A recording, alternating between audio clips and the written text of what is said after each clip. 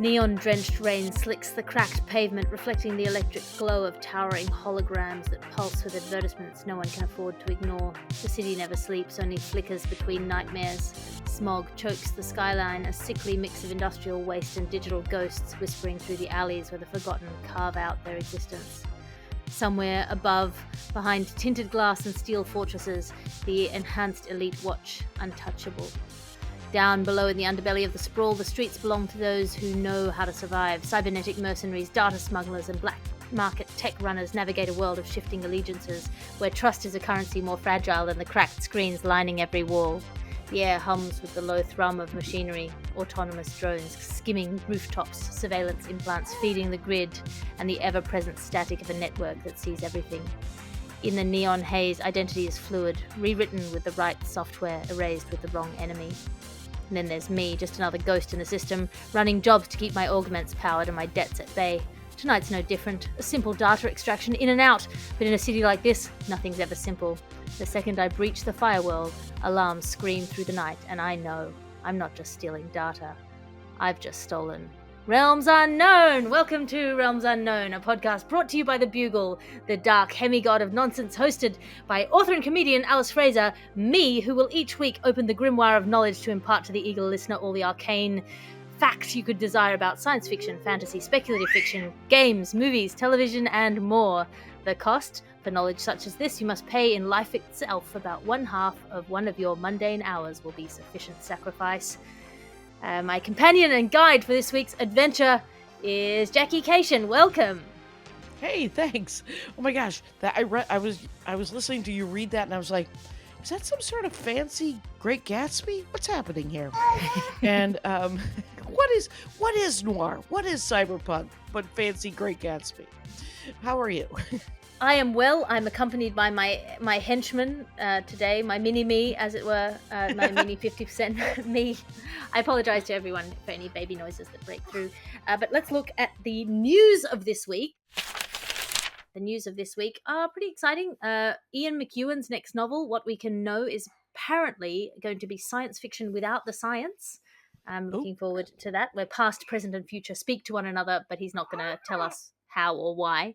The Handmaid's Tale Season 6 is confirmed to be releasing as of the 6th of April. Are you a Handmaid's Tale fan/watcher? No. I accidentally read the book in the I believe in the 80s as I traveled around Europe, and it was the only thing in English left at a youth hostel, and that I was terrified. And but I will say that one time Margaret Atwood did tweet at me, probably 15 years ago. I made some joke about Sarah Palin being an excellent vice presidential candidate in The Handmaid's Tale. And Margaret Atwood said to me, "That's a little dark." Margaret Atwood said to me. I was like, you don't get to. All right. I don't watch The Handmaid's Tale. I can't handle it. Actually, that's a lie. I can't handle watching things alone. And the person I was watching The Handmaid's Tale with got one episode in and was like, I can't stand the pain of women and children, and then refused to watch any more of it. And I am, this is maybe an insight into my character. I didn't go, oh, well, I'll watch that alone. I thought, oh, well, guess I'm never going to watch that ever again. Shrewd move. I'd had that with the Watchmen. Is that what I'm thinking of? Did you watch The Watchmen? I watched it from the doorway. I was in the doorway watching it like this with a lot of stress with the person that I watch things that I try to watch things with. He watched all of it. Well, that's good. That's noble. I feel like if you commit to a series, you ought to carry it through. Right. But I don't know if you are into prequels and sequels. One anticipated sci-fi game that's coming out this year is a prequel to Bethesda's Doom, which is called Doom: The Dark Ages, which is arriving this year as the 8th main entry in the Doom franchise, the 3rd installment of the modern series. For the purposes of counting, we are not counting the people who did the Doom that was in an art gallery skin. Did you see that? Oh, I did see that. That one, because when I played the OG Doom, and then the art gallery skin came out, and I was like, no, I already won it. I'm good. And you don't want to do Doom with the girl with the pearl earring. You want to do real right. Doom. Real doom. Let's do it. Wolfenstein. I don't make all the naked ladies uh do that version either. So Oh, look, I don't know. I think just as a note, by the way, for the medieval scholars in the audience, I know that the hysterical myth of the Dark Ages being full of stinking, ignorant peasants eating their own toenail scum to drive demons away is a little bit of a millstone around the neck of the medieval scholar. They say it was a beautiful time of learning and enlightenment. But then again, the etymology of a millstone around your neck has been in continuous use in English since about the 14th century, and I wonder why. I'm just saying, if you want people to recognize your favorite era as sophisticated and cultural, maybe don't have millstone round neck as the main export. right, exactly. In other news, season 3 of Alice in Borderland is coming out soon. Jackie, are you an Alice in Borderland watcher? No, but I did as soon as I got the heads up on it. I like manga, and so and I like that it's live action. It's not that I don't like anime, but sometimes anime could be a little gory for me. Alice Borderland does it all. Is also slightly gory.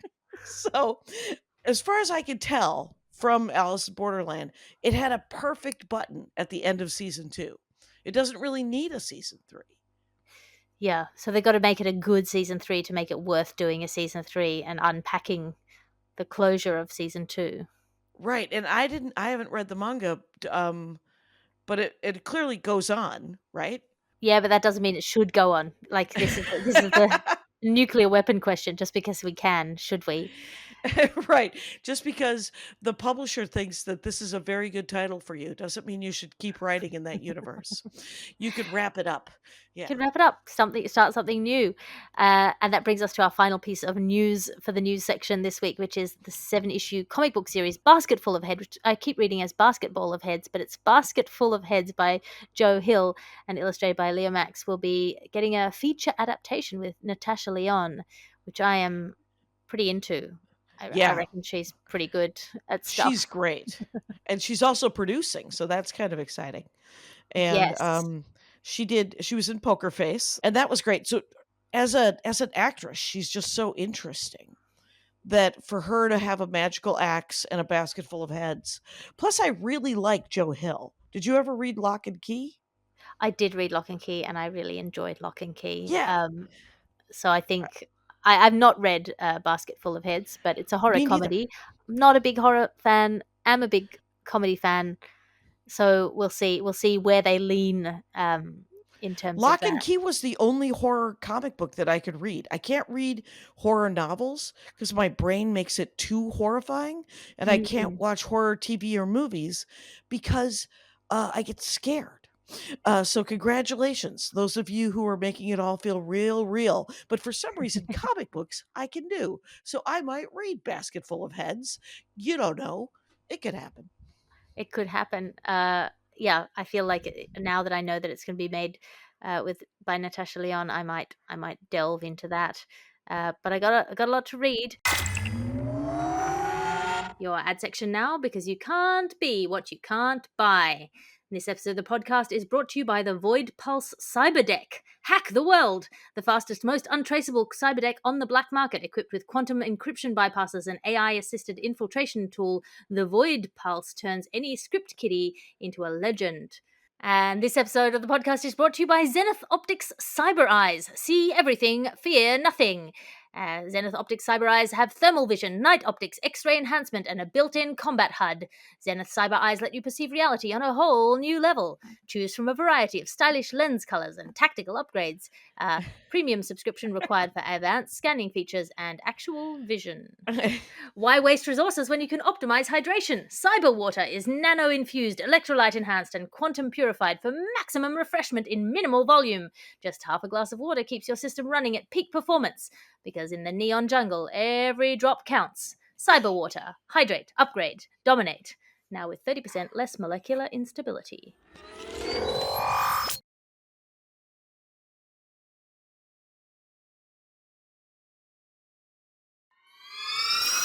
And that brings us to our What Have We Been Watching, Reading, Absorbing, Playing. Jackie, what have you been into of late? I love a murder mystery where they solve it at the end. So I've gone back in time, and I'm watching whatever British thing is happening, and then also, I think I watched a bunch of episodes of The Rookie. There was a lady MI6 thing called Signora Volpe. I don't know if you watched that. There's 6 episodes of that in the world. There's a show called Harry Wild, which has Jane Seymour in it, where she plays a retired English professor who solves crimes. There seems to be a lot of murder happening in rural England, and I am watching them being solved, I guess, in real time. And then I'm doing a lot of rereading. I haven't picked any new books, so I'm looking forward to listening to this and talking to you about new books to read. Well, I mean, new books, old books, which is it? I've gone back to Neuromancer by William Gibson. Oh yeah. So I have a very soft spot for Neuromancer by William Gibson. Not only is it seminal and foundational in the cyberpunk genre, that it follows Case, who's a washed-up hacker or console cowboy. He used to thrive in the seedy underbelly of cyberspace, but he lost his ability to jack into the internet after betraying his employers. So he's stranded in the slums of Chiba City. He's addicted to stimulants. He's desperate for a way back into the digital world, and he's given a second chance by a mysterious Dame Molly Millions, who is an enhanced street samurai, is acting on behalf of Armitage, and he gets recruited for a high stakes job with a powerful AI called Wintermute. And there's, obviously, a tangled web of mega corporations and artificial intelligences with their own agendas and a post human entity waiting to be born. It's just hitting all of the beats of cyberpunk that became so sort of central to the genre and as such an early installation. I think it's the first use of the word internet. The reason I'm so fond of William Gibson's Neuromancer is because I read it probably 9 times when I was a kid, because in my dad's office, my dad ran a copyright collecting society that took money from people who were photocopying and gave it to the authors and publishers. And so his bookshelves at his office, where we would play after school until he finished work, would be full of law textbooks. And then there were 2 books in there that were readable. One was a Right. story of Saint Columba, column killer, who was involved in the very first ever copyright case because he copied a Bible by hand, and Ooh. King Dara of Ireland said that as to every cow belongs its calf, so to every book belongs its copy. The first copyright Oh case, and the other wow. one was William Gibson's Neuromancer. So I read that book many times, so I have no perspective on whether it's good or not. And I feel like perhaps if you have read any cyberpunk at all, you will feel like it's very familiar to you. But that's in the same way as like listening to the Beatles or Mozart. You're like, oh yeah, I've heard this before. Right, he was hacked pretty bad, speaking of hacking. Like he was I thought he made up the word cyberspace. Yes, yeah, that was it. That was it. Cyberspace. Yeah, and I liked William Gibson, but there was so many. You know what I liked about him is that he wasn't Heinlein, and I like Heinlein, but Heinlein loves an orgy, and William Gibson seemed to. He's like, there's probably an orgy going on somewhere. It doesn't have to happen with me, right? Yeah, Yeah. it doesn't have to happen. And he sort of, I feel like of the kind of sci-fi writers of that era, he was one of the few where people had emotions, like actual human emotions and relationships. Right, there were character arcs. Yeah, his books actually had there was some growth and there was some. Yeah, I do like William Gibson. Which brings us to our subgenre submarine, where we take a deep dive into one of the many subgenres within sci-fi and fantasy. This week, of course, inevitably is cyberpunk, which is, if you're not familiar with it, it's a classic sci-fi subgenre, and it blends sort of futuristic tech with seedy grit. It imagines a world in which people keep being people-y even when they have robot eyeballs and razor implants. Movies like The Fifth Element and Blade Runner cemented the visual symbolism, but it goes pretty far past those things. It's set in dystopian near-ish futures and tends to explore ideas about things like artificial intelligence, cybernetic enhancements, social decay, and moral grey zones. It's occasionally mistaken by the uninformed for steampunk, which is a different technological timeline and exists more comfortably on the fantasy end of the sci-fi to fantasy speculative fiction spectrum. Actually, though, its narrative roots are solidly in crime and noir genres, and it just sort of puts the aesthetic gloss over the top of that. I think it's just a super influential subgenre, almost a genre in itself. I think so. Yeah, Yeah. tropes that sit comfortably in the cyberpunk wheelhouse include things like enhanced hackers, saving up for implant surgeries, multi bajillionaires, huge wealth gaps between rich and poor, hooker assassin AIs with a heart of gold, heists, traps within traps, viruses that can become computer viruses, and vice versa, and a hard bitten hero with a taste for drugs and the dark side of the cyber world. You're unlikely to find things like Facebook in a cyberpunk universe. Or flowers. Or if there is flowers, it's just one lone flower that means something. Yeah, and it's probably like a hologram of a flower, actually. It's a Soylent Green kind of flower. It's just a video as you're being euthanized. Um, Yeah. so yes, I will say that the thing with cyberpunk, that steampunk is the reason why people get them mixed up is because steampunk is the cheerful cousin of cyberpunk because steampunk is like dirigibles and typewriters, yes, and then there's like a gun with a scope on it, but it's a pistol and nobody would ever do that. And so what I was reading about, actually, I heard that it's high tech but low life, cyberpunk. Ah, that's a good way to put it. I like that. Right. I didn't mind that because it was just like, oh, right, we're all scrabbling around in the dirt here. But like Ready Player One, once you put the VR helmet on, all of a sudden, you're living in Shangri-La, you know? Yeah, yeah. I think steampunk, which we may have to do a subgenre deep dive on that at some point, but I think steampunk is more hopeful about humanity, and Yes. cyberpunk is far more cynical. So steampunk is like, oh, if we could only do this kind of magic electricity, then everyone would be whimsical and stylish. And with steampunk, there's like another genre that you go a little bit deeper into steampunk, and you can find steampunk with vampires and werewolves. And and there's a woman named Gail Carriger, and she writes, like, it's called the Parasol Protectorate, and it is Amazing. I essentially a mean, romance novel, but also steampunk, but also werewolves and vampires.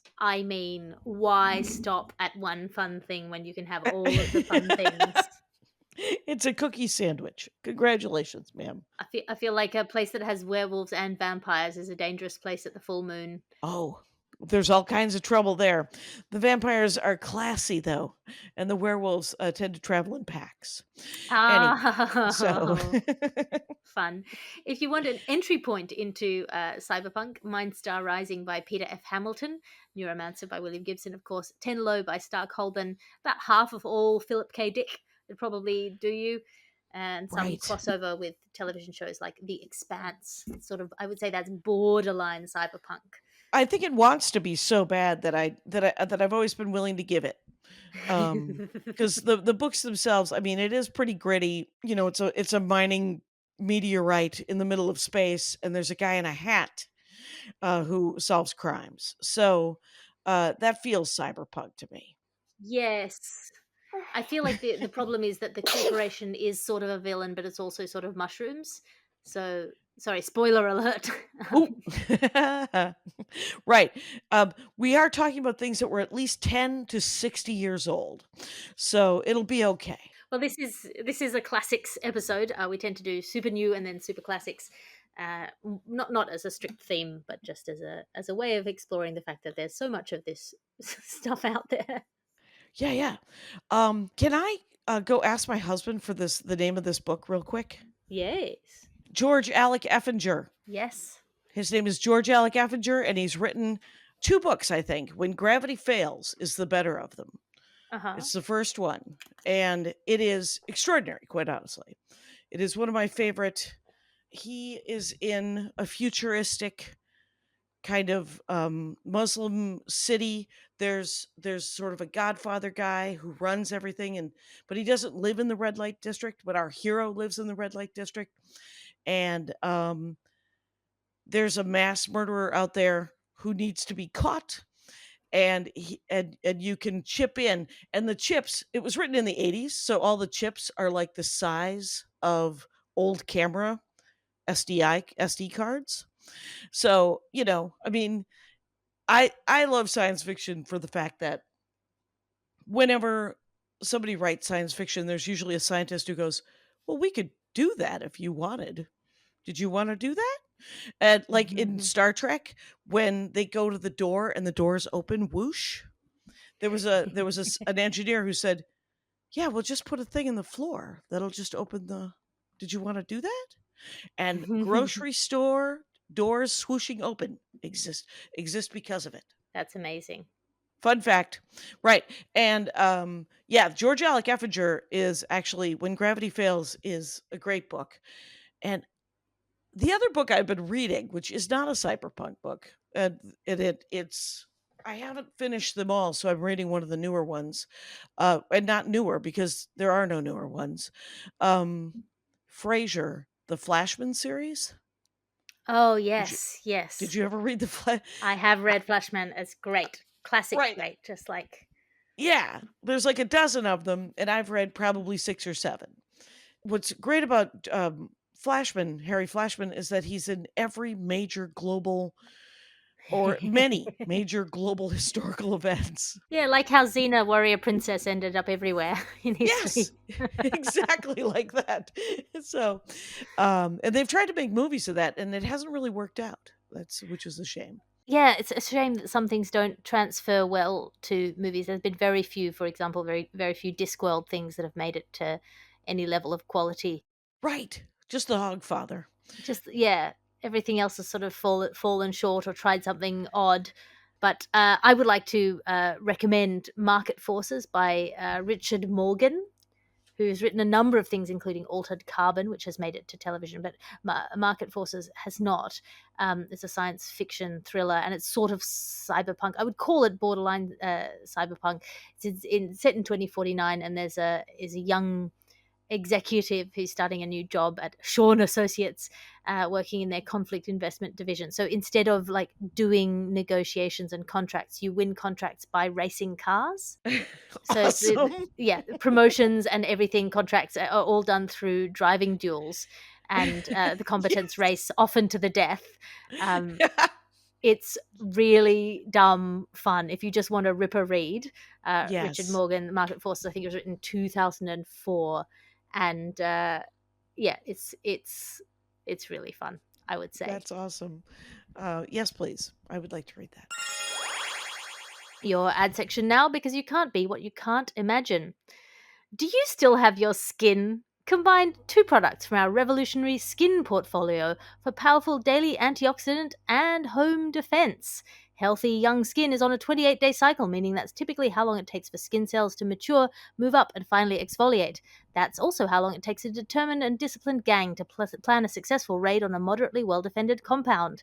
That's why we bring you 28 Days Later, the post-apocalyptic skincare solution that involves just telling us your skincare and home defense needs. We'll send you a monthly personalized kit of moisturizer, cleanser, serum, sunscreen, and tripwire strung crossbow blueprints designed just for your needs. We know from science that your use of retinol combined with vitamin C helps maintain a less blemished and more youthful looking complexion. But of course, it's hard to raid your local pharmacy when it's surrounded by nude dancers performing ancient rituals. Don't bother bathing in the loose saliva of mutant frogs or letting snails crawl all over you. That's just whiz-bang gimcrackery and nonsense. Instead, try 28 Days Later, home and skin barrier defense in one counterintuitive but synergistic package.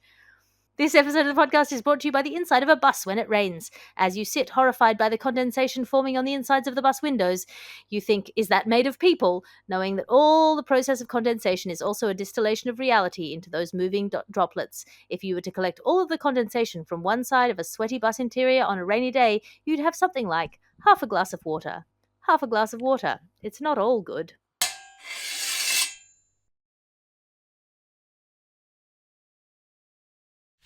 And that brings us to Convince Me to Read This Book, our regular write-in section, which is you, if you are a listener to the podcast, you can write us in at realmsunknown@thebuglepodcast.com with a voice note telling me and my guest host what we should be reading. And this Convince Me has been sent in by Elyse Stanistreet.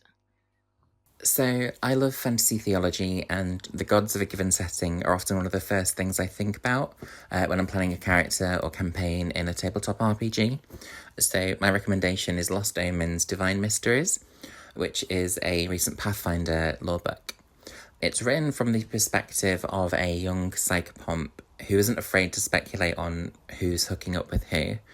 And the gods themselves are just as messy as in Greek mythology. My particular favourite is the original party girl who died and then strangled her Grim Reaper because she didn't want to stop having a good time, and ascended to godhood as the patron of gluttony and undeath in the process. It's just full of small details that can really flesh out a character or inspire plot hooks, even if you're playing D&D or another fantasy system. What? It's a Pathfinder. It's like a Pathfinder fiction book? Yes.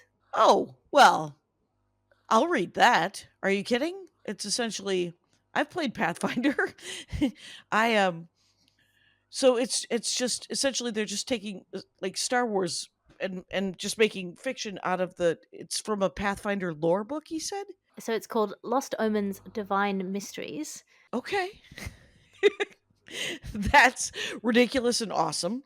And it looks like it has sort of a sexy sideline to it because there's party girls. Yes, I think so. I feel like it's sort of delving into the secret private life. Of whatever, of just some random person in an inn, which is a classic D&D moment where all of a sudden you're in an inn. I mean, who doesn't want to be in an inn? But I will say that I once wrote, I had to write a porny or sort of a sexy story set with two characters that would not have done it. And I wrote a Magic the Gathering sex scene between essentially a necromancer and it was Jace and I'm forgetting the name of the woman, but whatever. One of them is killed, and then the necromancer resurrects and says, "You didn't have a safe word," and so that was I had one joke. I had one joke for that thing. But this sounds super fun. Yeah, it does sound super fun. I think if this is the one that I can find is Pathfinder Lost Omens Divine Mysteries Part 2, maybe, by Misha Bushjager, Jessica Catalan, and Carlos Cisco. So I do love a collaboration. I feel like collaborations don't get their due in authorship because sometimes they can be extraordinarily uplifting of everyone's talent, more than the sum of its parts.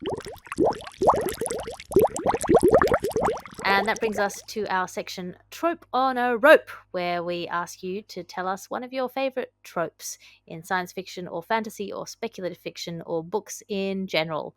Something that just keeps happening and you notice it every time. It's not my favorite, but it's the sacrifice of some woman. It's always some woman who, for love, she gets thrown off a cliff. Marvel did that twice. I was like, oh, are they by that cliff where they throw women off of it? I'm not psyched about this. It's when it happened twice in two different movies. I was like, okay, you should let Hawkeye go. You really should have, just to mix it up a little bit. But I mean, to be fair, Hawkeye is the women of men in the Marvel universe. Aw, he is adorable. He's in touch with his feelings. He So is. when he was Ronin, Oh yes, my trope on a rope for this week is the scientist on a mission to save the world who panics and tries to open the airlock. That's it turns out he's probably like quite pretentious and like up himself, and then at some point he realizes it's a suicide mission and he panics and tries to sabotage everyone. Slight variation on this trope: he gets bitten by a zombie and hides the bite. But it's the same character in slightly different subgenres. That's my trope on a rope. the non-helpful scientist. I enjoy that one. Yeah. I will now never see that guy. Yeah, So he's a real anti-intellectual trope, I'm afraid. I think he makes us mistrust people with degrees, that at some point they're going to push past the salt of the earth farmer who's leading the mission for some Right. reason and try to blow out the glass of the front of the thing. He either has to get killed from his own stupidity, or someone has to slap him across the face and say, "Snap out of it, man." Snap out of it. Rise up. You can do it. Why are you such a blowhard? And so that'd be great. If he doesn't kill himself through his own stupidity, he will probably sacrifice himself in a redemptive act towards the end. So you better be slapped. You're dying either way, mate. Right. You might as well have a halfway decent legacy. And that brings us to our section, The Minds of Ooh, where we delve into our reading or absorbing past and talk about something which we love, but maybe is a little bit, ooh. Jackie, what have you got? Well, I would just say innocuously enough. This is not so much as a boy. I wish you would have had a better editor. The Dragon Riders of Pern. I don't know if you've ever listened to it audible in the reading out loud. You can definitely hear that there's some trouble with the sentence structure. I don't care. I power through. I need to do it. Anyway, but there's always, you can't, civilization is inexorable, but it has to start somewhere. And sadly, when I was a child, you know, my favorite superhero as a child? Tarzan. The best superhero. Tarzan is a superhero because there's no way that that's real. So, but he was the great white hope, right? I mean, he was just a horrible. You're like, oh, colonizer comes in and he can talk to all the animals and no guns in Tarzan country. So that's, yeah. So, there's a lot of them. Tarzan always has a place in my heart because of Johnny Weissmuller's backstroke, front stroke swimming technique. Because of this, brother and I used to try and imitate in my grandmother's swimming pool. Backstroke, front stroke. It was. I have to watch that again and talk to Laurie Kilmartin because she's a swimmer. I'm going to go with the Dragon Riders of Pern as well. I think this week maybe the Dragon Riders of Porn. I loved it so much, and the politics probably don't really stand up. And there was one point at which Anne McCaffrey quite publicly said that having butt sex made you gay. Wow. And then walked it back sometime later, but she sort of very confidently said a friend of hers had told her that that's how he went gay. And it was just like, I love in the 60s, if you don't know anything about homosexuality, you're like, somebody went gay. They had butt sex. So that's insane. There's so many. Even like me rereading Lord of the Rings, all of the people with any melanin are the bad guys, right? All of the Southerns and the dark people, you're just like, all right. And then of course Harry Potter, the Gringotts wizards, the bankers. The Gringotts wizard, yeah, the goblins or whatever they're called. And even the dwarves in Lord of the Rings, there's just some sort of anti-Semitic theme going on where you're like, calm yourself. Everybody likes money. I don't know if you know this, but it's across the board.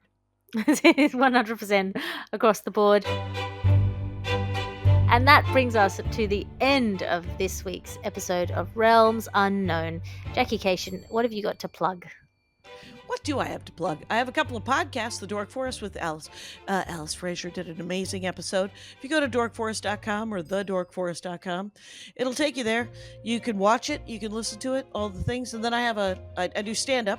And I got a couple of specials and a bunch of albums. And I'm on the road all the time. So go to jackiekashian.com.